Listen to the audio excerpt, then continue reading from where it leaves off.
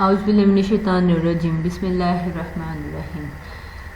Assalamu alaikum. My name is Sana Sultana, PhD scholar from Bahauddin Zikriya University, Multan, lecturer of mathematics in ISP Multan. जैसे कि आप सबको पता है कि कोरोना वायरस की वजह से ISP ने आप लोगों के लिए ऑनलाइन क्लासेस का आगाज़ किया है। तो हम लोगों को भी इंस्ट्रक्शन है कि आप लोगों को ऑनलाइन क्लासेस दें और कोशिश यही होगी कि हमारा 20 से 25 मिनट में हमारा लेक्चर हो, 20 से 30 मिनट के दरमियान हमारा लेक्चर हो और आप लोगों को साथ साथ हम लोगों ने पढ़ाना भी है। जो हमारे कोर्स कंटेंट होंगे उस वीक का जो काम होगा वो आपको पढ़ाना भी है और साथ साथ आप लोगों को असाइनमेंट्स भी देनी है। अल्लाह करे ये मसला जल्दी सोल्व हो जाए तो हम लोग रेगुलर क्लासेस जैसे हमारी थी वैसे स्टार्ट हो जाए। तो जब तक अगर नहीं होता, खुदा न खास्ता अगर नहीं होता, तब तक हम लोग अपने ये करेंगे क्या, आप लोगों को जो हम असाइनमेंट देंगे उनकी बेसिस पर आप लोगों की मिड टर्म की एवेल्यूएशन की जाएगी। मतलब आप लोग अगर जो हमें असाइनमेंट जो हमारी दी हुई है वो हमें देकर उसे फुलफ़िल करके आप हमें देंगे तो उनकी बेसिस पर आपको मिड टर्म के मार्क्स दे दिए जाएंगे। तो इस लेक्चर में जो असाइनमेंट दी जा रही है वो बहुत ही कीमती है और आप लोगों ने उनको सीरियस लेना है, इसको मजाक नहीं समझना और इसको सीरियस लेना और आपने ये काम ज़रूर करना है। तो ये तो मैंने आपको बता दिया आपके सारा के जो आप लोगों ने किस तरह से बिहेव रखना है अपना।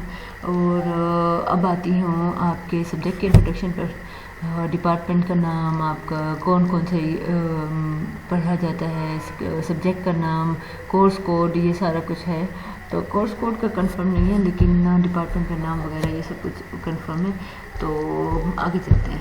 आज का ये हमारा एजेंडा जो है इंट्रोडक्शन टू द सब्जेक्ट का इंट्रोडक्शन आपको दिया जाएगा, क्लासिकल मैकेनिक्स का, और बेसिक कॉन्सेप्ट्स बताए जाएंगे। और आज का वैसे टारगेट यही है, पार्टिकल सिर्फ आज के वीक के अंदर यही था कि ना particle kinematics, radial and transversal component of velocity and acceleration. तो आप लोगों को याद होगा कि आप लोगों ने बीएससी में मैकेनिक्स में, या अगर आप लोगों ने फिजिक्स भी पढ़ी हुई है, वहाँ पर रेडियल और ट्रांसवर्सल कंपोनेंट आपने वेलोसिटी के और एक्सेलरेशन के निकाले थे। मैकेनिक्स का चैप्टर नंबर 7 था, पार्टिकल काइनेमेटिक्स का ही चैप्टर था और उसमें डेरिवेशन थी। पहले तो था tangential and normal component of velocity and acceleration और फिर अगली थी radial and transversal component of velocity and acceleration. आपको मैं टेंजेंशियल एंड नॉर्मल तो नहीं देती लेकिन आप लोगों ने radial and transversal component of velocity and acceleration, ये आपकी सबसे पहली असाइनमेंट है जो आप लोगों ने करनी है। और असाइनमेंट आपने करके उसे बना के मुझे अपने हाथ की लिखी हुई आप लोगों ने, या टाइप भी आप लोग कर सकते हैं, आप लोगों ने वो मुझे सेंड करनी है। तो ये तो आप लोगों की असाइनमेंट होगी। अब मैं आती हूँ इसके सब्जेक्ट के इंट्रोडक्शन पे और ये सारी चीज़ों पर। तो वो आ गया ये। अच्छा, तो ये जो सब्जेक्ट है मैकेनिक्स के बारे में आप लोगों को पता है कि ये साइंस की ब्रांच है which deals with behaviour of forces on the bodies पर फोर्सेस के बिहेवियर। एक बॉडी थी, उसके ऊपर फोर्स ने एक्ट किया और उस बॉडी ने कैसे रिएक्ट किया।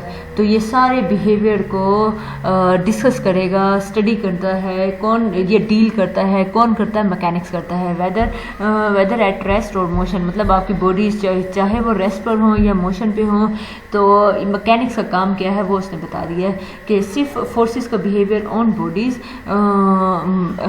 चेक करना, उसे डील करना, ये मैकेनिक्स का काम है। अब आते हैं क्लासिकल मैकेनिक्स पर। The branch of mechanics which studies और describe motion of physical bodies at macroscopic level. ये भी मैकेनिक्स की एक ब्रांच है जिसमें स्टडी किया जाता है या डिस्क्राइब किया जाता है मोशन ऑफ फिजिकल बॉडीज़।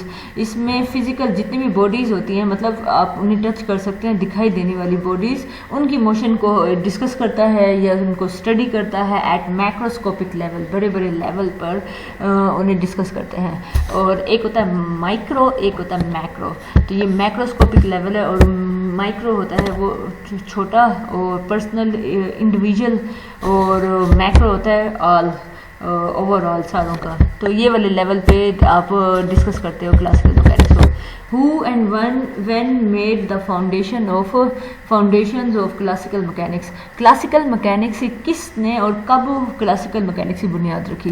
तो ये भी बड़ा इंपॉर्टेंट पॉइंट है।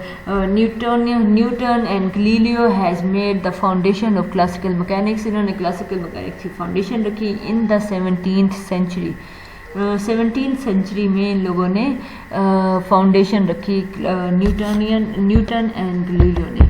अच्छा, अब आगे चलते हैं। What is Newtonian mechanics? Newtonian mechanics क्या होता है वो देखते हैं। It is an example of classical mechanics. Classical mechanics से एक एग्जांपल है। वो कहता है Newtonian mechanics contains Newton's 3 laws of motion. ठीक है, और न्यूटोनियन मैकेनिक्स में जितने भी आप लॉज पढ़ेंगे उनमें आपको न्यूटन लॉज ज़रूर दिखाई देंगे। इस तरह के फिजिकल बिहेवियर आप देखेंगे, उसे स्टडी करेंगे। Right the names of the people who further reforms classical mechanics. अब उन लोगों के नाम बताएं जिन्होंने इनके बाद न्यूटन एंड गलीलियो के बाद फर्दर रिफॉर्म्स की इस सब्जेक्ट में। तो classical mechanics has since been reformed in few different forms. मुख्तलिफ फॉर्म्स में इसकी रिफॉर्म्स हो रही है, such as Lagrangian, Hamilton and Hamilton Jacobian formalization. These formalizations are alternative but equivalent to Newtonian mechanics. अब वो कहता है ये जो फार्मूलेशन है न्यूटोनियन मैकेनिक्स में, तो आप लोगों ने देख लिया होगा कि उसमें न्यूटन लॉ अप्लाई करके आप लोग चीज़ों के बिहेवियर को देखते हो। फिर इसके बाद फर्दर जिन बंदों ने नाम वो किया इसकी रिफॉर्म्स की, वो लैग्रेंजियन ने। लैग्रेंजियन आप इक्वेशन से पढ़ेंगे, लैग्रेंजियन का पूरा चैप्टर पढ़ेंगे। इसके बाद हैमिल्टन, उसको भी पूरा चैप्टर पढ़ेंगे। हैमिल्टन जैकोबियन फॉर्मूलेशन, और ये सारा इन्होंने किया। और ये वो कहता है अल्टरनेट है, अगर न्यूटोनियन जहाँ अप्लाई नहीं होता तो उनकी जगह या लैग्रेंजियन या हैमिल्टन जैकोबियन वहाँ पर अप्लाई होगा। तो अब आती हूँ अगली डेफिनेशन पे, जो कि है काइनेमेटिक्स की। The branch of mechanics, mechanics की ब्रांच है, that describes motion that does not require knowledge of its cause is called kinematics. क्या कह रहा है? कह ये बस वो इतना रहा है, ये ब्रांच है मैकेनिक्स की, डैट डिस्क्राइब मोशन। ये इसमें हम मोशन किसी भी बॉडी की मोशन को डिस्कस करते हैं। That does not require the knowledge of its cause, कि एक बंदा, एक बॉडी है, वो मूव कर रही है, क्यों कर रही है, किस लिए कर रही है, वो वजह नहीं जाननी, बस हम उसकी मूवमेंट में इंटरेस्टेड हैं। वो एक इस पॉइंट पर थी, इस पॉइंट से फिर वो अनदर पॉइंट पे चले गए, तो वो इस तरह एक पॉइंट से दूसरे पॉइंट पे चले गए। बस हमने ये देखना है कि वो एक पॉइंट से दूसरे पॉइंट में गई, उसका टाइम, उसका पोजीशन वेक्टर, ये सब कुछ हम देखेंगे। लेकिन हम ये नहीं देखेंगे कि क्यों हुआ। एक ये पॉइंट क्या खुद ब खुद चल रहा है, भूत आ गया इसमें, जो एक पॉइंट से वो ट्रैवल करता करता दूसरे पॉइंट पर चला गया, खुद ब खुद कैसे चल रहा है। तो इस चीज़ को बोलते हैं काइनेमेटिक्स। और फिर अगली है ब्रांच जिसे बोलते हैं डायनामिक्स। ये क्या है? The branch of mechanics that is related to the physical mechanism, जो किससे रिलेटेड है? That is related to the physical mechanism that cause the motion to take place. और वो कहता है ये सारा फिजिकल मैकेनिज्म से रिलेटेड होता है, मतलब इसमें सारा फिजिकल चीज़ें देखी जाती हैं। दैट कॉज द मोशन, इसमें मोशन जो हो रही होती है टू टेक प्लेस, के अच्छा कि किसी अगर कोई मोशन हुई है एक पॉइंट से दूसरे पॉइंट तक गया, उसकी वजह ढूंढते हैं, उसका सारा फिजिकल मैकेनिज्म ढूंढते हैं कि एक फोर्स थी, उसने आके इसे धक्का दिया, ये इस पॉइंट पे खड़ा था, इस पॉइंट से ये अगले पॉइंट पर चला गया, तो इसकी वजह ढूंढते हैं, उसकी कॉजेज ढूंढते हैं कि ये जो मोशन टेक प्लेस हो रही है इसकी वजह क्या है। तो इस पूरे फिजिकल मैकेनिज्म के पीछे भागता है, ये उसको डिस्कस करने वाली ब्रांच है। In dynamical mechanics we deal with bodies in motion. इसमें भी हम ऐसी बॉडीज को डील करते हैं जो मूव कर रही होती हैं। अच्छा, अब एक और आया हमारे पास पार्टिकल एंड बॉडी। ये भी एक बड़ा इंपॉर्टेंट कॉन्सेप्ट है, इसके बारे में भी हमें चीज़ें क्लियर होनी चाहिए। बॉडी क्या होता है? Has both mass and extend. इसके पास मैस भी होगा, एक्सटेंड, और ये फैली हुई भी होगी। अब बॉडी हैज़ बोथ, एक खास एरिया इसने घेरा हुआ भी होगा। Which a particle is the body, while होगा, वाइल अ पार्टिकल, इधर वाइल होगा, विच नहीं होगा। While a particle is a body. Particle क्या होता है? एक बॉडी होता है हुज डिमेंशन में भी निगलेक्टेड, वो इतनी एक छोटा, एक ऐसा समझ लो, एक डॉट समझ लो, एक पॉइंट समझ लो जिसकी कोई डिमेंशन ही नहीं होती, या उसकी इनफाइनाइट मैनी डिमेंशन होती है, मे बी निगलेक्टेड। उसकी डिमेंशन जो है, मतलब आप एक पॉइंट को ये नहीं बता सकते वो किस डायरेक्शन में जा रहा है, उसकी इसकी डिमेंशन जो है आप उसकी डिमेंशन नेगलेक्ट कर दोगे। इन डिस्क्राइबिंग इट्स मोशन, उसकी मोशन डिस्क्राइब करते वक्त आप ये बता ही नहीं सकते। कभी एक आप लोग जब ना सूरज की शुआएं आ रही होती है ना कमरे में, ज़रा देखा करो, छोटे छोटे ज़र्रे हो रहे होते हैं सूरज की शुआओं में, और वो ज़र्रे जो है ना, वो ज़रों की कोई एक स्पेसिफिक डायरेक्शन नहीं होती, स्पेसिफिक डिमेंशन नहीं होती कि वो बिल्कुल स्ट्रेट चल रहा है या पैराबोला चल रहा है। वो कभी ऊपर नीचे, यहाँ वहाँ वहाँ वहाँ, पीछे ऊपर नीचे, आगे पीछे, कहीं भी किसी भी डिमेंशन में वो जा सकता है। उसकी डिमेंशन निगलेक्ट कर दी जाती है। वो कहता है इन डिस्क्राइबिंग इट्स मोशन, उसकी मोशन डिस्क्राइब करते वक्त, उसकी मोशन को डिस्कस करते वक्त, उसे बयान करते वक्त उसकी डिमेंशन निगलेक्ट कर देते हैं। Thus a particle possess mass without physical extend, उसमें मैस तो होगा लेकिन उसको फिजिकल एक्सटेंड नहीं है, मतलब उसने कोई एक खास एरिया पर कब्जा नहीं किया हुआ, उस पर फैला हुआ नहीं है। अब आते हैं एक और इम्पोर्टेंट कॉन्सेप्ट पे जो है frame of reference. Frame of reference in order to describe the motion of a body. अब ये थोड़ा सा आहिस्ता आहिस्ता आगे बढ़ता जा रहा है। आप लोगों को उसने बता दिया है कि हम लोग ना इस सब्जेक्ट में क्या करेंगे, हम फिजिकल बॉडीज होंगी, हम उनकी ना डिमेंशन को डिस्कस करेंगे। ये इस पॉइंट पर खड़ा है, फिर इस पॉइंट पर चला गया, फिर ये हो रहा है, फिर वो हो रहा है, फिर वो सारा कुछ हो रहा है। तो हम लोग क्या करते जा रहे हैं, हम लोग इनको उसकी मोशन डिस्कस कर रहे हैं। एक पॉइंट इस पॉइंट पे खड़ा है, पी पॉइंट पे खड़ा था, अब वो क्यू पर चला गया, तो अब रीज़न बताओ वो क्यों गया, किस लिए गया। तो अब ये सारा कुछ डिस्कस करने के लिए हमें पूरा एक फ्रेम चाहिए कि हम ना पूरी बॉडी को लोकेट कर रहे हैं ऊपर से। अच्छा ये अब यहाँ जा रहा है, फिर अब यहाँ जा रहा है, उसकी लोकेशन लोकेट कर रहे हैं। तो यहाँ पर फ्रेम ऑफ रेफरेंस का इंपॉर्टेंस आप समझ गए होंगे। In order to describe the motion of a body, एक बॉडी की मोशन डिस्क्राइब करने के लिए इट इज़ नेसेसरी, ज़रूरी है टू स्पेसिफाई इट्स पोजीशन, कि उसकी पोजीशन स्पेसिफाई करो इन स्पेस। स्पेस में इसकी पोजीशन कहाँ है, वो कहता है as a function of time. जैसे कि देखो अब ये इसे बोलते हैं पोजीशन वेक्टर बोलते हैं। पोजीशन वेक्टर एक आप ये टी का मतलब है 0 सेकंड पर आप इस पॉइंट पर थे, और एक 2 सेकंड के बाद आप इस पॉइंट पर आ गए, या इस पॉइंट पर आ गए, या कहीं भी चले गए। तो इसे बोलते हैं कि आपका पोजीशन वेक्टर डिपेंड कर रहा है किस पर, टाइम पर। क्यों डिपेंड कर रहा है, ये रीज़न मैंने आपको बता दिया। और आगे चलते हैं। For this we use a body, इसके लिए अब हम एक बॉडी यूज़ करें और अ ग्रुप ऑफ बॉडीज़, या हमारे पास ग्रुप ऑफ बॉडीज़ होंगी as a frame of reference. एक बॉडी आप लें या आपके पास एक से ज़्यादा बॉडीज़ हों, तो as a frame of reference relative to which the motion of the body can be measured. और फिर वो कहता है उस फ्रेम ऑफ रेफरेंस के थ्रू आप इन बॉडीज़ की मोशन को मेजर करेंगे। अब आगे बताता है मेजर कैसे करते हैं। मूविंग फ्रेम ऑफ रेफरेंस भी हो सकता है, स्टेशनरी फ्रेम ऑफ रेफरेंस भी हो सकता है। ऐसे आपने देखे ना कैमरे जो होते हैं, कैमरे कुछ होते हैं जो फिक्स होते हैं, जो एरिया उनके उसमें फंक्शन में डाल दिया गया वो वही एरिया ही कैप्चर करेंगे। और कुछ ऐसे होते हैं जो अक्सर आपने बिग बॉस में या और कहीं और देखे होंगे, तो वो मूव कर रहे होते हैं जहाँ इसे, जैसे मूविंग फ्रेम ऑफ रेफरेंस भी होता है, स्टेशनरी फ्रेम ऑफ रेफरेंस भी होता है। तो ये फ्रेम ऑफ रेफरेंस के आपके पास टाइप्स भी आ गए हैं। In mechanics we use the coordinate system as, वो जो कोऑर्डिनेट सिस्टम हम लोग यूज करते हैं as a frame of reference, we use of coordinate. वो कहता है हम जो कोऑर्डिनेट सिस्टम होते हैं ना, जैसे x y plane, cylindrical coordinate, spherical coordinate, rectangular coordinate, इन्हीं को वो कहता है हम फ्रेम ऑफ रेफरेंस यूज करते हैं।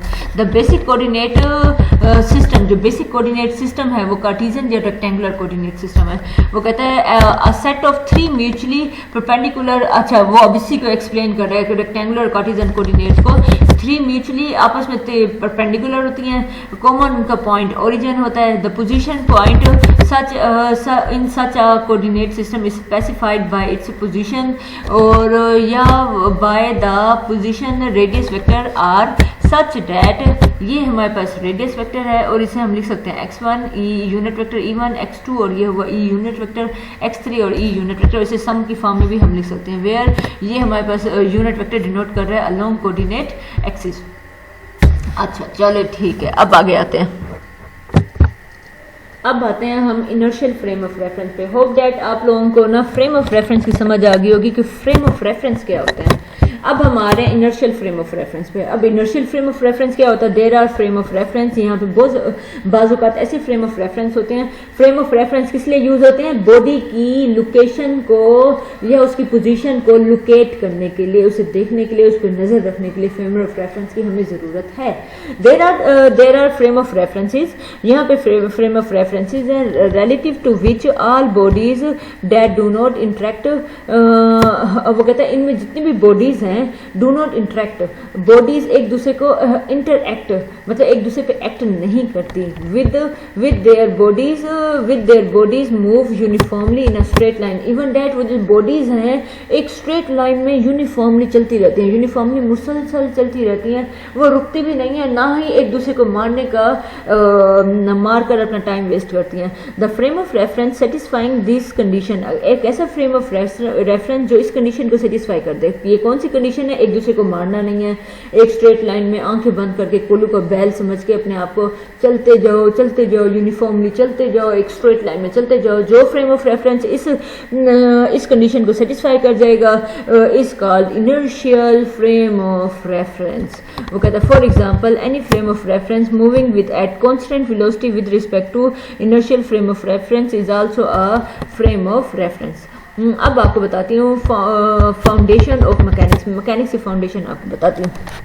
ये बड़ा इंटरेस्टिंग वो है इन एनी मैथमेटिकल साइंस। वो कहता है कोई भी मैथमेटिकल साइंस होती है, each definition is an entity, each definition of an entity, किसी भी आप डेफिनेशन को उठा के देख लें, इन्वॉल्व्स अदर एंटिटीज। वो कहता है एक डेफिनेशन होती है ना, उसमें और भी बहुत सारी एंटिटीज मिलती हैं तो जाके एक डेफिनेशन बनती है।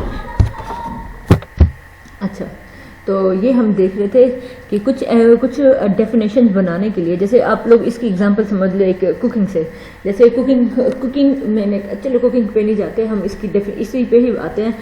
कुछ डेफिनेशन बनाने के लिए हम ये कुछ पिछली डेफिनेशन यूज करके ना हम एक नई डेफिनेशन बना लेते हैं। ये वही बात बोल रहा है, कहता है इन mathematical science definition of an entity involve other entities. कोई एक किसी भी चीज की डेफिनेशन दूसरी डेफिनेशन को इन्वॉल्व करती है अपने अंदर, फिर जाके उसकी डेफिनेशन बनती है। वो कहता है सो certain particular entities must be undefined. तो जिन पिछली डेफिनेशन को वो यूज कर रही हैं वो वाली एंटिटीज की अपनी कोई डेफिनेशन होती नहीं है। These are called fundamental concepts, जिनकी अपनी कोई डेफिनेशन नहीं होती उन्हें फंडामेंटल कॉन्सेप्ट्स बोलते हैं। Similarly the proof of each proposition, अगर कोई आपके पास प्रूफ आ जाता है किसी भी प्रोपोजिशन का, यूज अदर प्रोपोजिशंस, तो उसमें दूसरी प्रोपोजिशंस तो ना ये हमारे पास है क्या। अब हमारे पास सिमिलरली जिस तरह ऊपर आपने देखा कि कुछ एंटिटीज होती हैं अभी डेफिनेशन बनाने के लिए पिछली एंटिटीज को यूज करते हैं। वो जो पिछली डेफिनेशन होती हैं उनकी डेफिनेशन वो चीजें अनडिफाइंड होती हैं इन डेफिनेशंस के लिए। सिमिलरली वो कहता है कुछ प्रपोजिशन ऐसी होती हैं जो पिछली प्रपोजिशंस को यूज करती हैं और उन प्रपोजिशन जो पिछली प्रपोजिशन होती है उनकी डेफिनेशन अनडिफाइंड होती है। जैसे the proof of each proposition, जितने भी आप प्रूफ करते हैं, यूजेस अदर प्रोपोजिशन, वो दूसरी प्रोपोजिशन को यूज करते हैं। सो certain particular proposition must remain unproved. तो कुछ जो पिछली आप यूज करते हैं उस प्रूफ के लिए तो आप अनप्रूफ होते हैं। These are called fundamental principle या एक्सिम्स बोलते हैं। और वो कहते हैं here we discuss the fundamental concepts and principle. अब आपको बताया जाएगा फंडामेंटल कुछ जिनकी अपनी कोई डेफिनेशन नहीं होती उनको फंडामेंटल कॉन्सेप्ट्स बोलते हैं। जिनकी अपनी कोई ऐसी प्रोपोजिशन या ऐसी स्टेटमेंट जिनकी अपनी कोई प्रूफ नहीं होता उनको हम बोलते हैं प्रिंसिपल एक्सियम या फंडामेंटल प्रिंसिपल या एक्सियम्स बोलते हैं। जैसे अब इनके वो कहता है here we discuss fundamental concepts and principle which form the foundation of mathematics. अब फाउंडेशन ऑफ मैकेनिक्स बनाने के लिए foundation and concepts, fundamental concepts and definition. जैसे space time and matter are fundamental concepts that we shall use, जिसे हम use करेंगे। We shall now study certain other concepts. अब हम और भी बहुत सारे अब ये तीन कॉन्सेप्ट फंडामेंटल कॉन्सेप्ट हैं। एक स्पेस की डेफिनेशन आपको नहीं पढ़ी होगी कहीं। टाइम की डेफिनेशन किसी से पूछो उसकी डेफिनेशन भी आपने नहीं पढ़ी होगी। मैटर उसकी डेफिनेशन भी आपने नहीं पढ़ी होगी। सो ये वो बेसिक कॉन्सेप्ट्स हैं जिनको आप यूज तो करते हैं लेकिन इनकी अपनी कोई डेफिनेशन नहीं है। और वो कहता है are called fundamental concepts and that we shall now study certain other concepts. अब वो कोई अदर कॉन्सेप्ट्स बोल रहा है in terms of these fundamental concept. अब इन फंडामेंटल कॉन्सेप्ट्स को यूज करके अब हम आपको सर्टेन कॉन्सेप्ट्स बना के दिखाते हैं। जैसे कि अब देखो बॉडीज, अब बॉडी इज अ मैटर इसमें वो वाला मैटर आपको बोला था इस फंडामेंटल कॉन्सेप्ट है, तो मैटर की डेफिनेशन इधर यूज नहीं हो रही, बस वो कह रहा है बॉडी एक ऐसा मैटर होता है विच occupy a limited portion of space का एक खास पोर्शन घेर के रखता है, उस पर कब्जा करके रखता है। तो बॉडी आपको पता चल गया, mass the quantity of matter in a body, एक बॉडी में एक मैटर कितनी क्वांटिटी में है उस चीज को बोलते हैं mass, is called its mass, उसका मैस होता है। मतलब सपोज एक बॉडी है, उसके अंदर मैटर कितना है, 1 किलो 2 किलो 3 किलो जितना भी मैटर यूज हुआ है ना, हम उस मैटर को अंदर, वो जो बॉडी के अंदर वो जो एक मैटर है उस मैटर को बोलते हैं मैस। वाओ, अच्छा पार्टिकल हमारे पास क्या होता है, बॉडी निग्लिजिबली स्मॉल डिमेंशन, जिसकी डिमेंशन बहुत स्मॉल होती है, इज टर्म्ड एज पर्टिकुलर। अब वो कहता है the concept of particle is an ideal. वो कहता है पार्टिकल का जो कॉन्सेप्ट है ना ख्याली है, एक्चुअली में ये होल्ड नहीं करता, and it represent a geometrical point. वो कहता है अगर आपने ज्योमेट्रिकली इसे रिप्रेजेंट करना है तो एक पॉइंट से हम इसे रिप्रेजेंट करेंगे which possess a matter mass, जिसमें सिर्फ और सिर्फ मैस होगा। अच्छा, बॉडी में be regarded as an aggregate of particle. वो कहते हैं ऐसा बॉडी को आप ऐसे कह सकते हो कि ढेर सारे पार्टिकल मिला दो तो एक बॉडी बनती है। अब रिजिड बॉडी की बात है कि एक रिजिड बॉडी क्या होती है। अब body is said to be rigid body if distance between any two particle of the body remain invariant. Very good. वो कहते हैं अब आप लोगों ने ऊपर देख लिया बॉडी की डेफिनेशन। बॉडी क्या होता है, इनफाइनाइट मैनी पार्टिकल्स को इकट्ठा करो, उनका एग्रीगेट करो तो जाके बॉडी बनती है। तो अब हमारे पास आई है किसकी डेफिनेशन आई है, अब हमारे पास आई है डेफिनेशन किसकी, रिजिड बॉडी की। वो कहता है रिजिड बॉडी में कोई से 2 पार्टिकल है, कुछ भी कर लो उन पार्टिकल में, body is said to be rigid body if the distance between 2 particles, कोई से भी 2 पार्टिकल्स का डिस्टेंस जो है of a body remain invariant, change नहीं होता, तो हम इसे बोलते हैं rigid body. So that the body does not expand और कॉन्ट्रैक्ट और द चेंज इट्स शेप। इसलिए वो कहता है ये बॉडी होती है, रिजिड बॉडी होती है, वो खुद ब खुद फैल नहीं जाती या खुद ब खुद सिकुड़ नहीं जाती या वो अपनी शेप किसी भी तरीके से चेंज नहीं करेगी। The concept of a rigid body is also, वो कहता है रिजिड बॉडी का कॉन्सेप्ट भी आइडियलाइज होता है, ख्याली कॉन्सेप्ट है कि ऐसी बॉडी नहीं होती। मतलब आप कहो कि ये एक बॉडी है और आप ये कह दो, दावा कर दो कि ये रिजिड बॉडी है, मतलब इसके कोई से 2 पार्टिकल अपनी शेप चेंज नहीं कर सकते। हथौड़ा लेकर आओ, उसको मारना शुरू कर दो, वो जो 2 पार्टिकल थे उनका डिस्टेंस करीब आ भी सकता है, दूर भी जा सकता है, तो डिस्टेंस चेंज हो सकता है। तो इसलिए वो दुनिया की हर बॉडी को आप कुछ ना कुछ करके ना उसकी शक्ल चेंज कर सकते हैं। अब अगला कॉन्सेप्ट है रेस्ट एंड मोशन। वो कहता है the body is said to be in motion if body is said to be in motion if in the course of time its position change with respect to surrounding। वो कहता है वक्त के साथ साथ उसकी पोजीशन जो है चेंज होती रहे अपनी सराउंडिंग के साथ साथ, तो हम उसे क्या बोलते हैं the body is said to be in motion, कि बॉडी हमारी मोशन में है, otherwise body is said to be at rest. और फ्रेम ऑफ रेफरेंस के बारे में हम एक अच्छा पढ़ चुके थे। चलो, तो ये हमारे फंडामेंटल कॉन्सेप्ट थे इंशाल्लाह। अब और असाइनमेंट आप लोगों को पता है, असाइनमेंट आप लोगों की क्या है, असाइनमेंट आप लोगों की है कि आपने radial and transversal component of velocity and acceleration लेकर आना है। तो लेकर नहीं आना मतलब आप लोगों ने radial and transversal component of velocity and acceleration की डेरिवेशन आप लोगों ने करनी है और वो असाइनमेंट आप लोगों ने मुझे सेंड करनी है। ये आप लोगों के आज का टारगेट है, इस वीक का काम है। ओके बच्चों, अपना बहुत ज़्यादा ख्याल रखिएगा, अपने आप को, अपनी फैमिली को कोरोना से और बाकी हर चीज़ से सेफ रखिएगा। बाकी अल्लाह निगहबान, अल्लाह ताला हम सब पर अपनी, आप पर भी और हम सब पर अपनी रहमत सलामत रखे। तो अपनी दुआ में बहुत ज़्यादा याद रखिएगा। अल्लाह हाफिज़।